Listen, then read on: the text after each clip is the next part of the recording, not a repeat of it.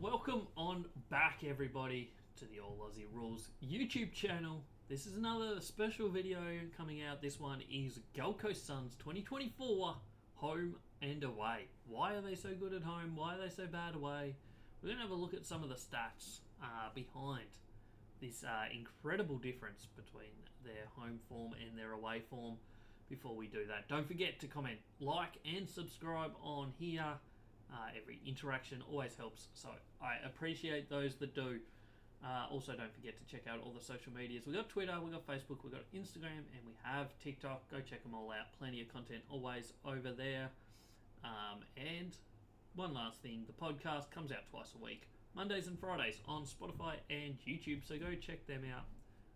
Give them all a like, give them all a follow, and let's jump straight into the Gold Coast Suns 2024. What is going on with them is the main question here. Everyone is fully aware now how good they are at home and how bad they are away. There was a period of time where I thought maybe it was just the fact that they had played a lot of easier games at home and all their hard games had been on the road. But I'm not sure that's the case, because their last two wins at home have been Essendon and Collingwood, and their last loss, maybe their last two losses even on the road, or two of their last three, have been St Kilda and then North Melbourne at Marvel Stadium. They should not be losing to North Melbourne at Marvel, if they want to play finals, that is. So I'm now fully convinced that it is just who they are. They're good at home and they're bad away. As you can see, they're 8-0 with a percentage of 151 at home, whereas away they're 0-8 with a percentage of 70.6. That is a huge difference straight off the bat. Offensively, they go from 107 points per game down to 65.9. That's a difference of 41, or the equivalent of 7 goals less that they kick in away games than they do in home games. That is an incredible stat right there. Also, defensively, they do worse. They go from conceding 71 points per game up to conceding 93. So that's almost another 4 goals to give you an 11-goal turnaround from their home scoring to their away scoring, which is unprecedented anywhere in the history of AFL, I would suggest.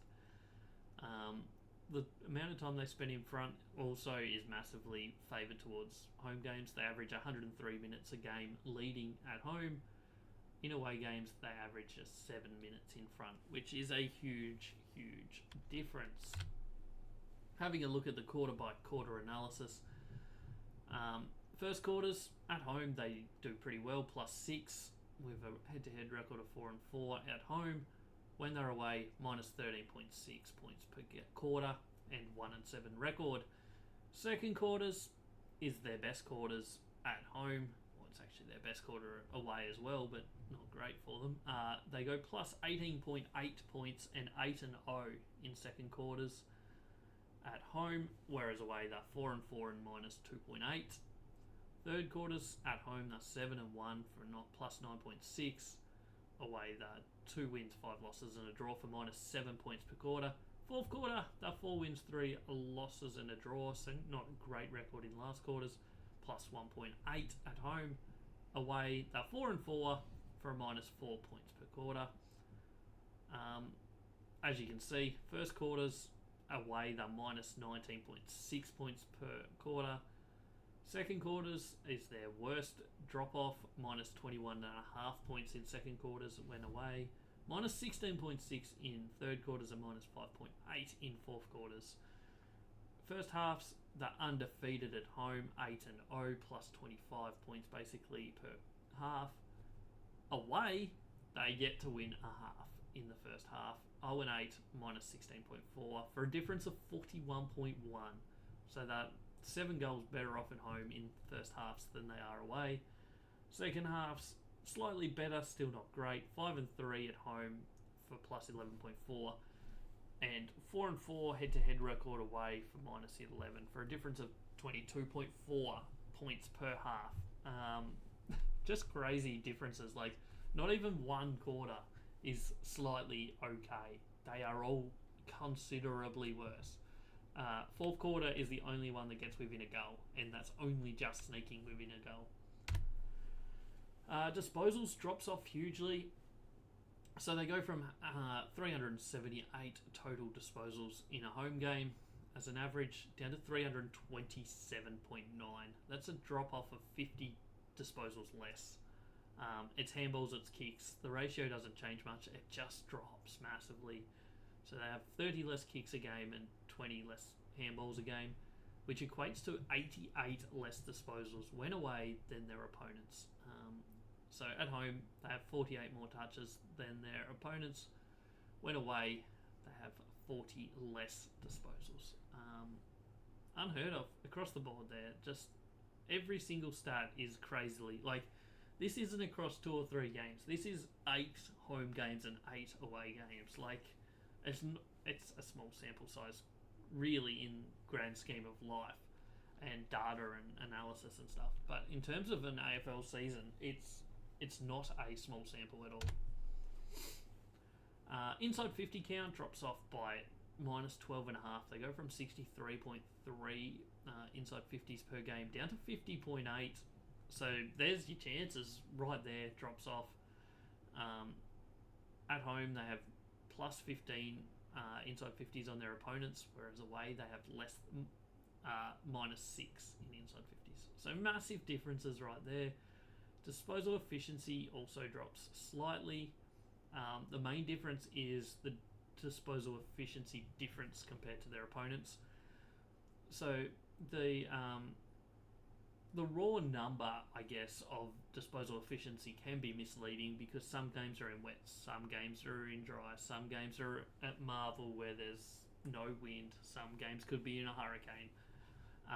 So I like to look at the differential comparison game by game. As you can see, home games, Gold Coast have a disposal efficiency of plus 3.69% on their opponents, which is a really, really good rate, advantage over your opponent. Whereas when they're away, they're minus 2.6%. So they just lose their ability to hit targets and make good decisions and all of that as well. Forward efficiency drops massively as well. They go from a head-to-head record of 4-4, which isn't great, and a forward efficiency of 45.35%, which is about AFL average, so it's not an outstanding forward efficiency. But when they're at home, they get a lot of inside 50s, so it counteracts the fact that they're not the best team at forward efficiency, I guess. Whereas when you go into their away games, they are dreadful. That is as low a number as there would be in the AFL. 39.3% forward efficiency is horrible. That means that less than 4 out of 10 times that they get it inside 50 do they have a score. Most AFL teams are pushing towards 50%, and in away games they are below 40. There are multiple teams that are over 50% as well, so they're a long way off when it comes to away games. Defensive efficiency is the opposite of forward efficiency in terms of you want the lower number. The lower the number, the better.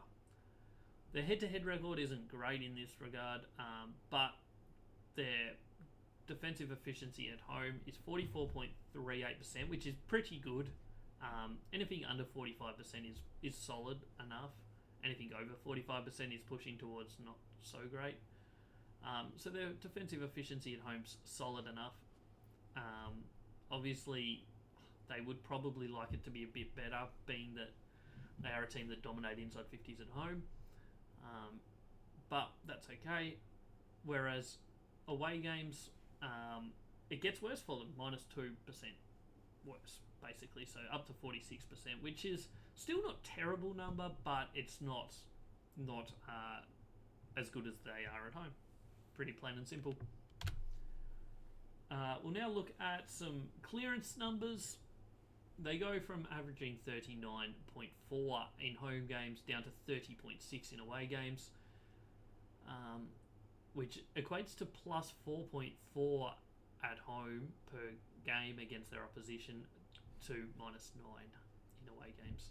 So Slightly less clearances, yes, but not much difference in away to home to away games in total clearances, but the amount they win is a lot less. -9 they get, and it's a 14 or 13 and a half total difference in comparison to their opposition, I guess. Spread out across centre clearances and stoppage clearances, they go from 14.8 down to 9.9 in centre clearances, and they go from 24.6 down to 20.8 in stoppage clearances. So pretty big drop off across the board in clearances. Why is that? There can be no reason other than, I guess, there is a little bit of like who you're playing against. But even still, like, a centre clearance is a centre clearance. If it's at Marvel or MCG, it should be basically the same. So I don't know. It's a wild difference. Yeah, you got to take into account that maybe the opposition have been better in their away games than at their home games, but no other team has a discrepancy like this, so it has to be more than just that. Contested footy drops off massively as well. They go from +11 down to -7, and a total of their contested possessions dropping 20. So once again, massive drop off there. Uncontested footy also drops off hugely. They go from 227 per game down to 198. And look at that uncontested differential. They go from +44 touches per game, uncontested touches per game, to -38. That's an 82 possession differential. That is insanity. None of this just makes sense, to be honest. It clearly shows in every way that just Gold Coast are not as good away. Like, there's no two ways about it. They just don't have the same team show up. And is it player thing? Is it travel? Is it? Who knows? But they are the only team that is this bad when away. Turnover game. So they have slightly less turnovers when away, but their differential compared to their opposition also drops a little bit. So -3 turnovers per game is obviously a good result, but they go from being almost 5 ahead of their opposition to +1 basically. So slightly worse in terms of differential to their opposition. So maybe when away they're not causing as many turnovers, but they're also not having as many turnovers. So it's not too bad, the turnover stat for them. Marks stays about the same in terms of total marks for them. They go from 87.6 down to 86.3, so certainly not a difference that matters or is even there. It's pretty much non-existent due to like variation differential and stuff. But the difference between them and their opposition is where it changes. So as you can see, they're +19.6, so they concede basically 70 marks per game when at home, whereas when they're away, they concede over 100. That is insane difference. Again, just across the board, like, things are crazy different when away. Tackles, they go from 61.1 down to 59.3, so kind of like marks. I think that's just variation differential. Like, that's not an actual difference between them. However, the differential between them and their opponents is slightly more concerning. They go from having +2.4 down to -2.6. So that's about a 5 tackle difference. So not great there. Tackles inside 50 stays about the same, 11.6 down to 11.2.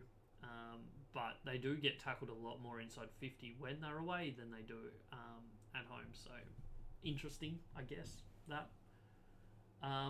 That's the Gold Coast Suns. The numbers are crazy. None of it really makes a whole lot of sense as to reasons why this is the case. In my opinion, it is the most out there stat that I've seen this year in football. Is just all of these differences. It's across the board. Like there's pretty much nothing, no stat that they're really close in. Like that uncontested footy differential between home and away is insane. Inside 50 count differential is crazy. At change a turnaround of 21 between whether they're home and away. Disposals, kicks, handballs, all the quarters by quarter is just terrible. It's just across the board. Crazy stats and numbers that don't make sense. But that's Gold Coast Suns of 2024. They need to find a way to turn this around when travelling. They obviously play Port Adelaide at home this week, so going by that, they probably win. But they need to win away games. They cannot ever make finals if they don't start winning away games. It's that simple. Crazy stats, but let me know what you think about Gold Coast Suns. Do you think there's a reason for this massive difference? Is it just numbers and who they're playing, or is it a thing that they just can't travel? Let me know what you think in the comments below. As always, don't forget to like, comment, subscribe. This has been All Aussie Rules. We have plenty of content coming out on YouTube, also on all of the other social medias and on Spotify. So go check it all out. Thanks for tuning in. I'll catch us on the next one.